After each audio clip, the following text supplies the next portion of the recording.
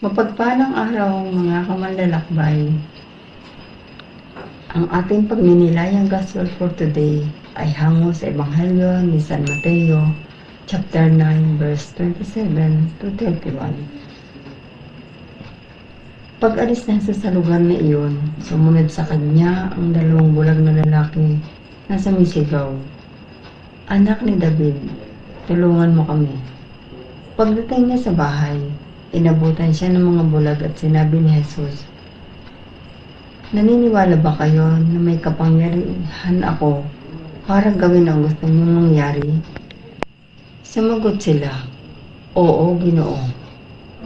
Hinipan ni Jesus ang kanilang mga mata at sinabi, "Mangyari sa inyo ang inyong paniniwala," at nabuksan ang kanilang mga mata. Nagpit naman silang pinagbilinan ni Jesus, "Mag-ingat kayo at huwag sabihin ito kanino man." Ngunit pag-alis nila, ipinahayag nila siya sa buong bayan. Kung tayo ay naniniwala sa kapangyarihan ng Diyos, hindi tayo mag-aatubili na maniwala kung ano ang kaya niyang gawin.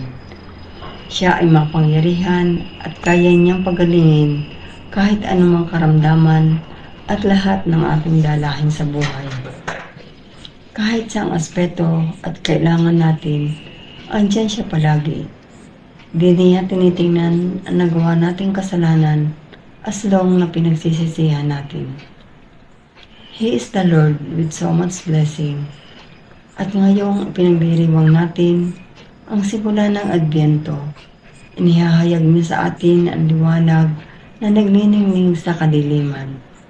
Ang ilaw na nagbibigay daan sa atin para pagnilayan ang ating nagawang kasalanan at pagsisihan ito.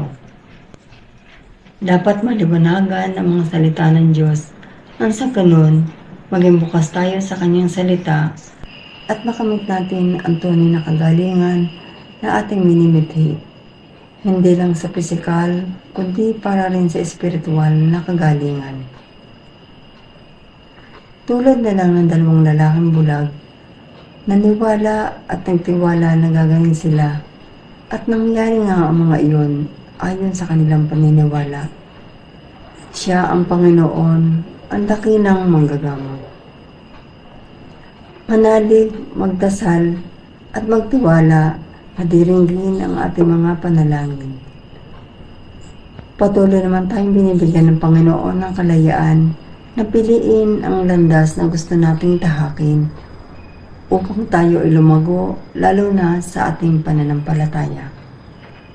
At sa ating pagkakamali, mismong sa sarili natin magmumula ang pagbabago. Ngunit minsan umaasa na lamang tayo sa Panginoon. Dapat meron din tayong gawin para sa biyayang ibibigay niya. Our dear Lord needs our presence. Pray and repent for our sins. God is so good. Hindi niya hayaan na maging masama tayo at all times. We should practice doing good things. Pray and talk to Him always. God never fails. Para maging update sa mga gospel reflection, subscribe to our YouTube channel, faithbook.ph, or visit and register sa ating Faithbook website, www.faithbook.ph. God bless everyone.